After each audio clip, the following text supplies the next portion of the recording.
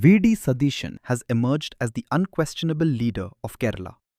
He has proved that he is no longer dependent on the Congress. It is the Congress that is dependent on him. In the immediate term, this will mean that Congress MLAs and ministers will have little consequence or influence.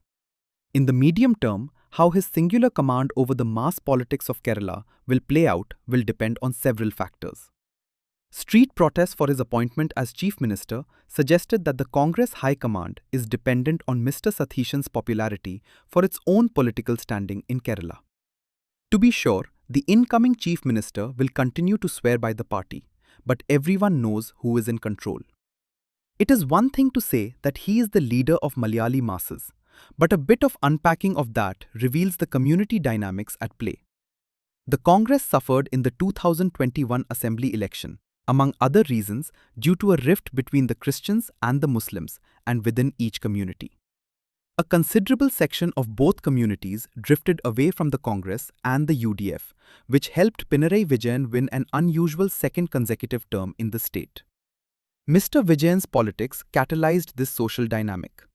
The left leader, while undoubtedly secular, catered to Hindu sentiments in this election, even presiding over a state-sponsored congregation of the Sabrimala Ayyappa devotees, while Mr. Satheesan, appointed leader of opposition after the UDF loss in 2021, restored the minorities back to the Congress and the UDF. And how?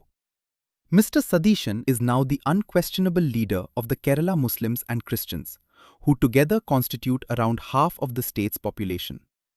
Over the past 5 years, his carefully crafted political positions, which he can forcefully articulate with clarity and punch, were amplified by an outstanding reel factory that engineered the collective psyche of Kerala at a scale nobody has achieved in the state's history. When he took over as LOP in 2021, most observers were skeptical. Unlike K.C. Venugopal and Ramesh Chennithala, and the leaders before them such as K. Karunakaran, A.K. Antony, and Oomen Chandi, whose network spread across the state, Mr. Satheesan's influence was limited to the Ernakulam district. He overcame that limitation through the magic of social media. Even today, he has limited personal connections with party leaders in the state, but he has bonded with the commoners who are now forcing the hands of MLAs and party functionaries to fall in line behind the new Chief Minister in waiting. Mr. Satheesan has established a reputation for diligence in his legislative work and understanding of policy. But that, as in most other places, is not the defining determinant of his popularity. At the heart of his popularity is the public perception that he is an uncompromising champion of secularism, which in turn is achieved largely from his now predictable open spats with the two caste leaders of the state, Vellapalli Nadeshan of the SNDP, a platform of Edhavas, and Sukumaran Nair, General Secretary of the NSS, a Nair grouping. He framed his confrontation with them as a relentless battle against Hindu communalism, which endeared him to the Christians and Muslims. While confronting these two is a politically rewarding enterprise, Mr. Satheesan, himself a Nair, is not equally strident with regard to minority communalism, which is not in short supply in Kerala. He appears with random Christian pastors whose messaging is rarely inclusive and went soft on Jamaat-e-Islami, publicly defending the outfit's electoral support for the UDF by arguing that it no longer advocated a theocratic state and that its backing was purely political. He can easily recite Bible verses and anecdotes from the life of the Prophet Muhammad. At each step of the way, he never missed an opportunity to establish the point that his positions were purer than those of the Congress, keeping himself on a moral pedestal above the party.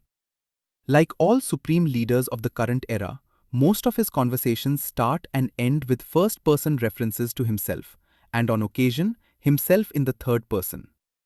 All told, he consolidated a consequential voting bloc solidly behind him personally, rather than the party, and the future holds how that dynamic plays out. It is not only the Congress that is now tasting the consequences, good and bad, of a leader bigger than the party, but key ally, the Indian Union Muslim League, IUML. The IUML pressed the Congress for selecting Mr. Satheesan, not necessarily because its leaders preferred him, but because its workers rallied behind him. The reporting that the IUML intervened for Mr. Satheesan is only part of the story. The other part is how the IUML's grip on the political attitudes of its own followers may be weakening. What it means for the IUML is that the most popular Muslim leader in Kerala stands outside it.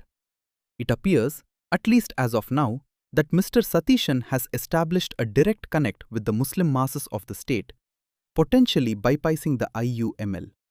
His connect with the public in general is also not necessarily mediated by the Congress. That makes him an unprecedented and unique phenomenon in Kerala politics. The first one to harness the full potential of social media and real politics. Only the trailer has been released. There is more to be seen.